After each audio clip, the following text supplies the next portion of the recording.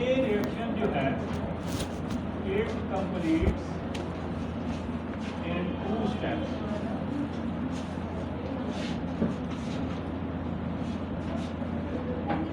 Unimolecular है लेकिन 2 step है। ये बाई मॉलिक्यूलर है लेकिन सिंगल स्टेप रिएक्शन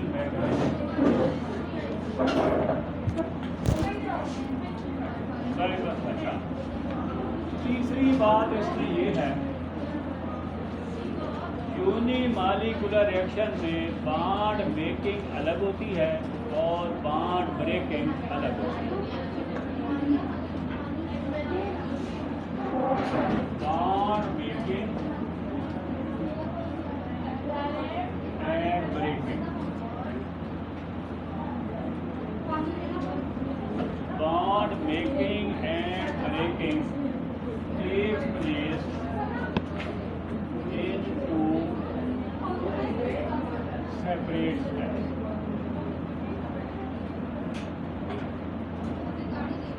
यहाँ bond making अलग, bond breaking अलग होगी, इसके 2 डिफरेंट स्टेप्स। और इसमें अगर आप देखें bond making and breaking takes place at a time, एक ही वक्त में ये दोनों काम हो रहे हैं।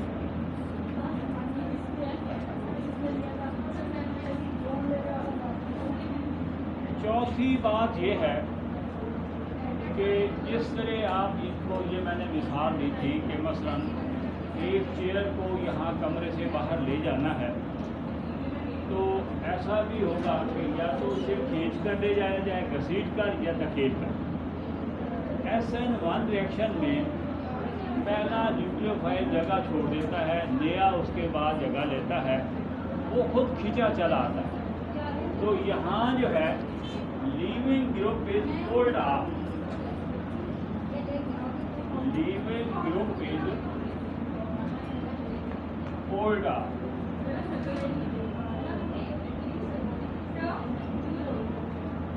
और इसके अंदर क्या होगा भाई, बस ही करो। और यहाँ पे क्या होगा, leaving group is pushed up, यहाँ उसको लीविंग ग्रुप को धकेल कर निकाला जाता है। अच्छा, पांचवी बात यह है कि इसकी मॉलिक्यूलरिटी 1 है, इसकी मॉलिक्यूलरिटी 1 है। और छठी बात ये है, इसका ऑर्डर ऑफ रिएक्शन वो भी 1 है, मॉलिक्यूलरिटी भी 1 है। अरूज, तुम भी और तुम्हारे साथ वाले भी, आप फिर इकट्ठे हो गए हो। जो हाँ मुझे पता है, आराम से बैठो, बातें ही आती हैं, आराम से बैठो। इसकी मॉलिक्यूलरिटी भी 1 है और इसका ऑर्डर ऑफ रिएक्शन भी 1 है। और अगर इधर देखें तो इसकी मॉलिक्यूलरिटी भी 2 है और इसका ऑर्डर ऑफ रिएक्शन 2 है। मॉलिक्यूलरिटी ये होती है कि वहाँ कितने मॉलिक्यूल्स इन्वॉल्व हो रहे हैं रेट डिटरमिनिंग स्टेप में। और ऑर्डर ऑफ रिएक्शन होता है कि वो जो चीज़ें हिस्सा ले रही हैं उनकी पावर क्या है। तो इस सातवें में ये देखें कि reaction rate is proportional to, ये SN1 है, 1 है, that is directly proportional to the concentration of substrate. ये कंसंट्रेशन की सबस्ट्रेट के डायरेक्टली प्रोपोर्शनल है। और इधर देखें, यहाँ रिएक्शन रेट जो है यहाँ 2 चीज़ों के प्रोपोर्शनल होगा, एक सबस्ट्रेट और ज़रब जो इनटू अटैकिंग न्यूक्लियोफाइल, जो न्यूक्लियोफाइल उसके ऊपर रहेगा।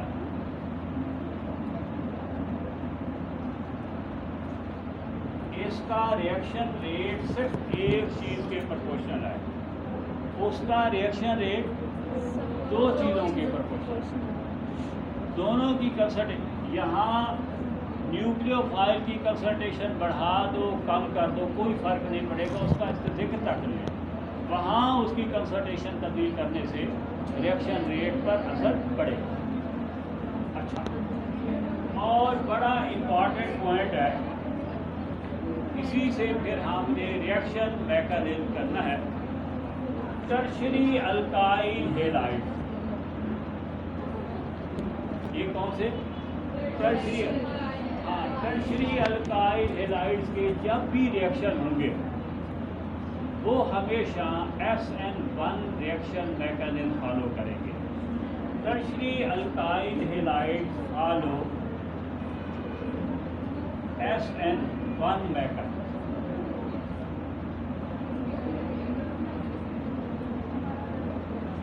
और इधर देखें तो यहाँ जो है प्राइमरी अल्काइल हैलाइड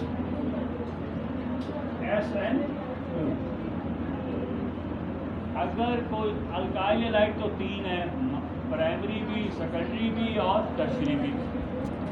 टर्शरी और प्राइमरी तो आ गए, टर्शरी अल्काइल हैलाइड जो हैं वो फॉलो करते हैं 1 मैकेनिज्म, और प्राइमरी अल्काइल हैलाइड फॉलो करते हैं SN2 मैकेनिज्म।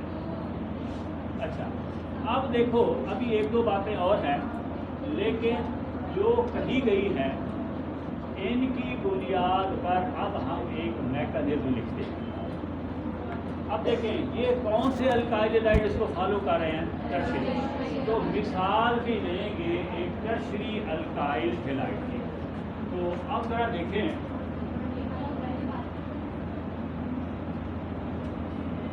अब मैंने जो बातें हमने ऊपर लिखी हैं इन्हीं की रोशनी में ये मैकेनिज्म लिखेंगे। वो देखिए भाई, ये हो गई कार्बन, एक अल्काइल ग्रुप इधर, एक इधर और एक इधर। ये कार्बन एटम 3 कार्बन एटम से बॉन्डेड होगी, और जो कार्बन 3 कार्बन से आगे बॉन्डेड होगी वो हो गई टर्शरी कार्बन। तो इससे जो अल्काइल हैलाइड बनेगा वो टर्शरी। अब ये मिसाल हो गई टर्शरी अल्काइल हैलाइड, और इसको मिलाया एक न्यूक्लियोफाइल ये। अब मैं ये कहता हूँ कि इन दो को मिलाया, प्रोडक्ट बनी कैसे हुई, ये SN1 मैकेनिज्म क्या हो। उधर मैंने मिसाल देनी है किसकी, प्राइमरी अल्काइल हैलाइड।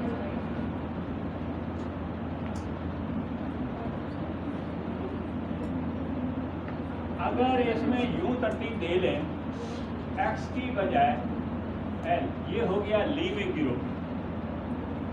X के वो तो हो गया ना अल्काइल हैलाइड, ये लीविंग ग्रुप का, ये ज़्यादा आसान बात हो जाएगी। ये अटैकिंग न्यूक्लियोफाइल हो गया, ये न्यूक्लियोफाइल है जिसने जाना। अब मैं इसी तरह, ये हो गया RCH2 लीविंग ग्रुप और न्यूक्लियोफाइल। एक मिनट ये देखें, अगर किताब वालों ने X लिया है तो हम भी X लेकर उससे करते हैं, ताकि वो किताब के साथ हमारी बात रहे।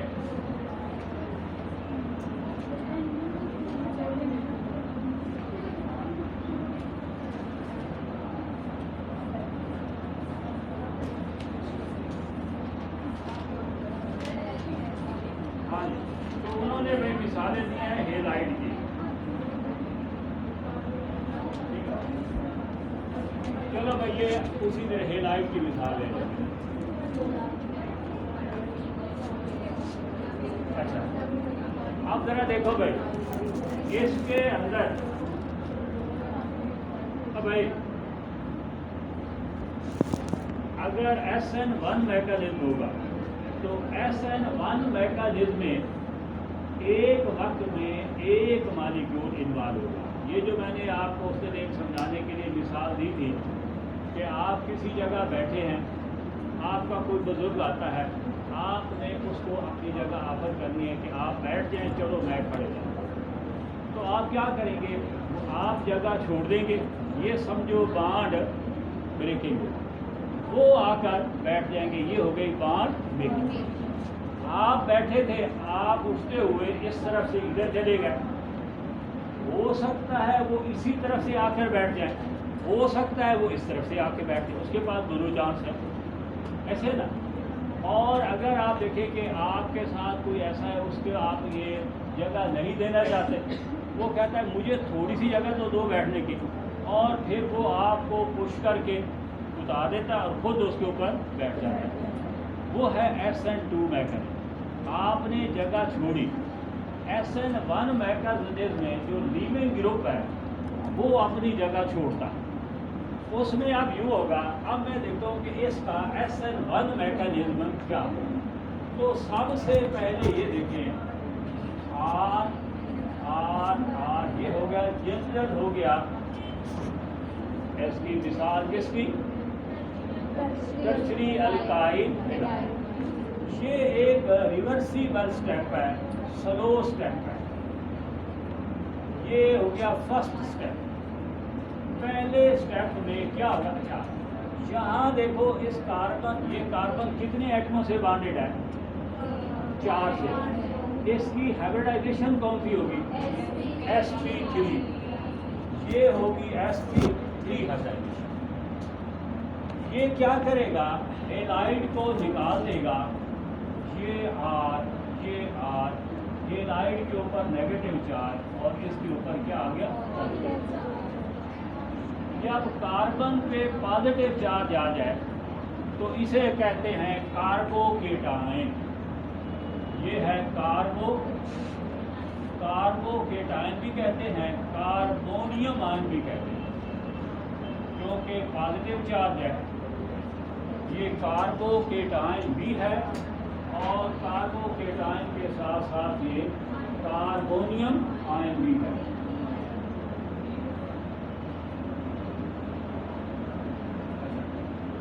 अच्छा, अब यहाँ देखें कि इस कार्बन के आप देखें कि अब कितने कार्बन से बॉन्डेड है, 3 से। तो पहले हाइब्रिडाइजेशन कौन सी थी, sp3, और sp3 से ये क्या हो गए, sp2 है। ये पहला स्टेप है, स्लो स्टेप है, इसमें कार्बोनियम आयन या कार्बोकेटायन बने। दूसरे मरहले में क्या होगा, वो जो अटैकिंग न्यूक्लियोफाइल है, ये न्यूक्लियोफाइल के ऊपर नेगेटिव चार्ज, ये न्यूक्लियोफाइल अब इसके साथ अटैच हो, ये ऐसे समझें,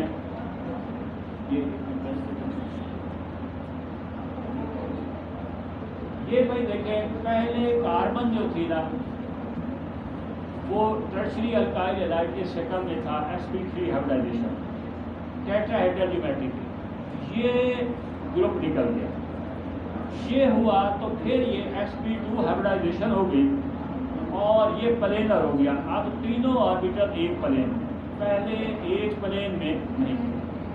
अब जो नया ग्रुप आया उसकी मर्जी वो इसी तरफ से आ गया, यानी ये पहले ऊपर लगा हुआ था, तो हो सकता है ये उधर ऊपर ही आए और हो सकता है ये अगर इस तरफ आ जाए तो ये टेट्राहेड्रा ऐसे हो जाएगी, उधर से आए तो फिर पहले बार, तो वही शक्ल भी कायम रह सकती है। नया न्यूक्लियोफाइल उसी सिम्बर से आ सकता है जिस सिम्बर से लीविंग ग्रुप दिया, और उससे मुखालिफ सिम्बर से भी आ सकता है। तो ये देखें जी, अब इसके ऊपर दूसरा न्यूक्लियोफाइल आया, अटैकिंग न्यूक्लियोफाइल, वो ये स्टेप जो है ये फास्ट है, जो वक्त लगता है इसी पहले स्टेप पे लगता है, दूसरे स्टेप पे ज़्यादा वक्त नहीं लगता, और ये कार्बन के साथ उसी तरह R और न्यूक्लियोफाइल ने उसकी जगह ले। अच्छा, अब फिर हाइब्रिडाइजेशन कौन सी हो गई, sp2 से sp3। अब देखो रीहाइब्रिडाइजेशन हो गई। यहाँ क्या हो रहा है, एक दफा होकर दोबारा हाइब्रिडाइजेशन हुई। अच्छा, जब SN2 मैकेनिज्म होगा तो फिर क्या होगा, उसके लिए हम ये कहते हैं वो ये होगा RCH2X, और ये हो गया अटैकिंग न्यूक्लियस। उसके लिए क्या होगा, वो ये होगा इस कार्बन के साथ ये न्यूक्लियस,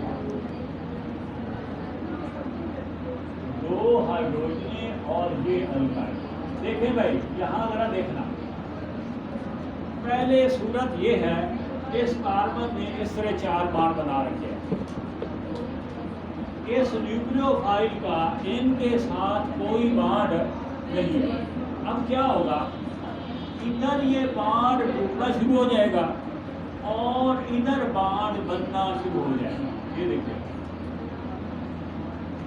जहाँ कार्बोनियम आयन या कार्बोकेटायन नहीं बना, उसी वक्त न्यूक्लियोफाइल अटैक कर रहा है और लीविंग ग्रुप जा रहा है। एक ही वक्त में बांड मेकिंग भी हो रही है, बांड ब्रेकिंग भी। ये जो हालत है इसे कहते हैं ट्रांजिशन स्टेट। इसे क्या कहते हैं, जहाँ कार्बोकेटायन या कार्बोनियम आयन नहीं बनता। वो हमने पढ़ा है कि देखो, बांड मेकिंग भी हो रही है, बांड ब्रेकिंग भी हो रही है। वहाँ बांड ब्रेकिंग अलग हुई है, वो 2 स्टेप में, ये दरमियान में एक स्टेज बनी, यहाँ ब्रैकेट लगा देते हैं कि ये ट्रांजिशन स्टेज। यहाँ आप देखें तो ये एटम जो है 1 2 3 4 5 एटमों से बांड बना हुआ है, ठीक है। तो इसके बाद क्या होगा कि ये हेलाइड निकल जाएगा, ये, और ये न्यूक्लियोफाइल इधर आ जाएगा। अब आप देखें, जहाँ न्यूक्लियोफाइल ने अटैक करना है किस तरफ से, opposite to the leaving group. ये बड़ा इंपॉर्टेंट पॉइंट है, आगे एक सवाल आना है जो शॉर्ट क्वेश्चन है। SN1 रिएक्शन में क्या होगा, अटैकिंग न्यूक्लियोफाइल के पास 50% चांस है कि वो अटैक करे from the direction of leaving group, और 50% चांसेस हैं अटैक करे from a direction opposite to the leaving group. लेकिन SN2 रिएक्शन में क्या होगा, हमेशा अटैकिंग न्यूक्लियोफाइल अटैक करेगा from the direction opposite to the leaving group. उधर वो टेट्राहेड्रा हमेशा उल्टी हो जाएगी। वो ऐसी मिसाल देते हैं, कहते हैं जैसे अम्ब्रेला है, पहले इस तरह कर्व्ड डाउनवर्ड है, हवा चलती है तो ये उल्टी हो जाती है। तो यहाँ भी देखें कि जिस जगह जिस तरफ न्यूक्लियोफाइल था, 50% चांसेस हैं कि नया ग्रुप उसी तरफ लग जाए, 50% चांस है दूसरी तरफ, उसमें हमेशा उल्टी सी मिलती। तो अब यहाँ पर एक पॉइंट जो है, ये उसका मैकेनिज्म हो गया। तो एक अगला पॉइंट ये हो गया, attacking nucleophile, attacking nucleophile has 50% chances. ये एक शॉर्ट क्वेश्चन का जवाब भी है। Attacking nucleophile has 50% chances to attack from the direction of leaving group, from the direction of leaving group वाली सिंबल से, and 50% chances to attack from a direction opposite to the leaving group.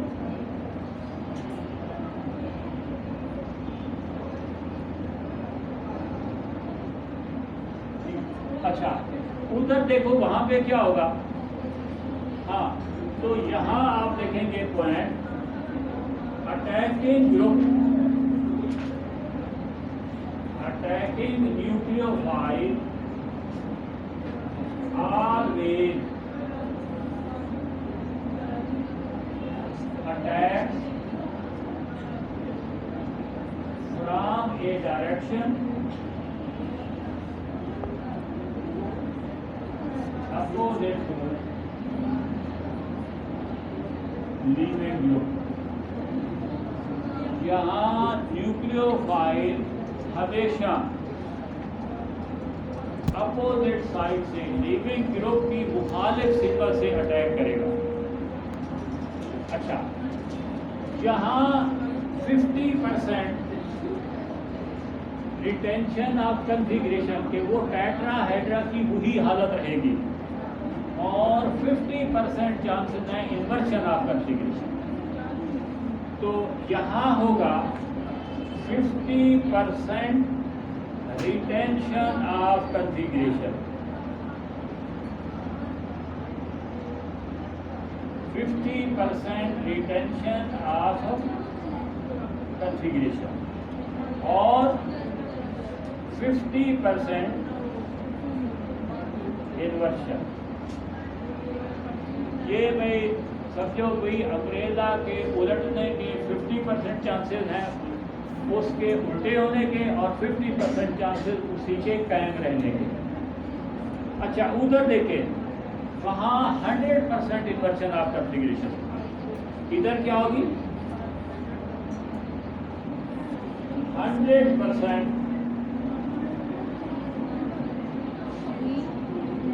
Inversion of configuration.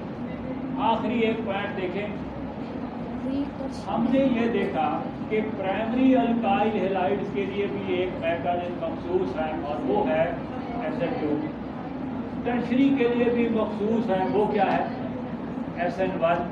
Secondary की तरह secondary वो SN1 भी follow करते हैं और SN2। अगर सॉल्वेंट पोलर हो, उसके रिएक्शन में पोलर सॉल्वेंट हो, तो फिर वो उनको ड्राइव कराएगा SN1 मैकेनिज्म, और अगर नॉन पोलर सॉल्वेंट हो तो वो ड्राइव करेगा SN2। तो एक पॉइंट ये होगा कि पोलर सॉल्वेंट्स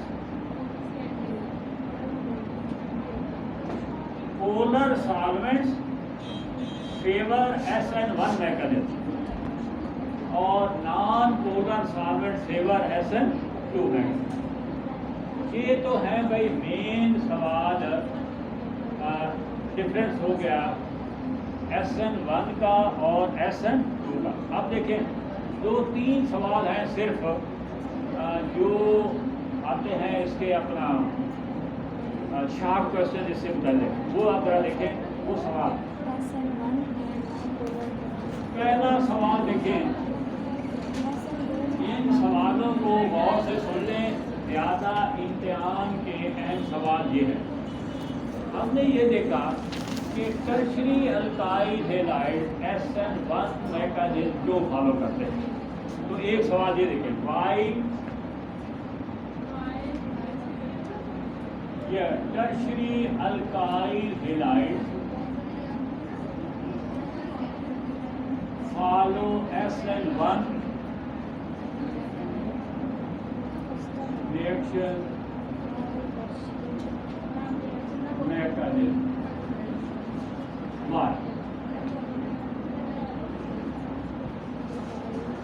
देखें एक जब इसके जवाब में सिर्फ एक ही लफ्ज़ है, SN1 मैकेनिज्म में हमेशा कार्बोकेटायन बनता है। SN1 मैकेनिज्म तभी होगा अगर कार्बोकेटायन बने। प्राइमरी अल्काइल हैलाइड से जो कार्बोकेटायन बनता है वो ज़्यादा स्टेबल नहीं होता। टर्शरी अल्काइल हैलाइड से जो कार्बोकेटायन बनता है वो ज़्यादा स्टेबल है। तो इसलिए टर्शरी अल्काइल हैलाइड फॉलो करते हैं। हाँ, तो जवाब क्या होगा? Tertiary alkyl halide follow SN1 mechanism because they are capable of forming stable carbocation. ये मुख्य है। अच्छा, अब यही सवाल यूं बिगाड़ के कर देंगे। Primary alkyl halides do not follow SN1 mechanism. अब इसका क्या जवाब देंगे? जो प्राइमरी अल्काइल हैलाइड्स जो कि स्टेबल कार्बोकेटायन नहीं बना सकते, इसलिए उनका SN1 मैकेनिज्म नहीं होता। तो primary alkyl halides are unable to form stable carbocation, therefore they do not follow SN1। अच्छा, एक सवाल ये है, ये जो अभी हमने पढ़ा था कि रिटेंशन ऑफ कन्फिग्रेशन और इन्वर्शन ऑफ कन्फिग्रेशन, एक सवाल ये है SN2 reaction involve 100% inversion of configuration. What? हाँ भाई, SN2 रिएक्शन में हमेशा 100% इन्वर्शन ऑफ कन्फिग्रेशन है। तो क्यों भाई? हाँ, उसका जवाब ये होगा कि in SN2 reaction attacking nucleophile always attacks from a direction opposite to the living group। तो जिस तरफ लिविंग ग्रुप था उसने उस तरफ से तो आना ही नहीं, उसने हमेशा बैक साइड अटैक होना है। तो इसलिए वहाँ क्या होगा? 100% इन्वर्शन ऑफ। अच्छा, एक सवाल ये होगा कि SN1 reaction involve 50% inversion and 50% retention of configuration। यहाँ रिटेंशन और इन्वर्शन क्यों होगी? क्योंकि इसकी वजह से ये होगा कि यहाँ अटैकिंग न्यूक्लियोफाइल के लिए 50% चांसेस हैं कि वो अटैक करें from the direction of leaving group और 50% चांस हैं to attack from the direction opposite to the leaving group. तो इस वजह से क्या होगा? यहाँ 50% इन्वर्शन भी होगी और 50% रिटेंशन भी होगी। ठीक है। और अब इसके बाद होंगे ये जब मैकेनिज्म आपने कर लिए, बिल्कुल सेम टू सेम एक होगा एलिमिनेशन रिएक्शन मैकेनिज्म, उसमें E1 भी होंगे और E2 भी होंगे। तो उनमें भी यही पॉइंट हमें दोहराने हैं खास बाय एक दो बातों के कि E1 मैकेनिज्म क्या है और E2 मैकेनिज्म क्या है। ठीक है।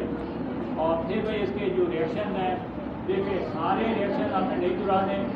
मसलन आप देखो अल्काइल हैलाइड को आप अल्केन बना सकते हैं, ये आपने उधर पढ़ा है जिंक और HCl से रिडक्शन से।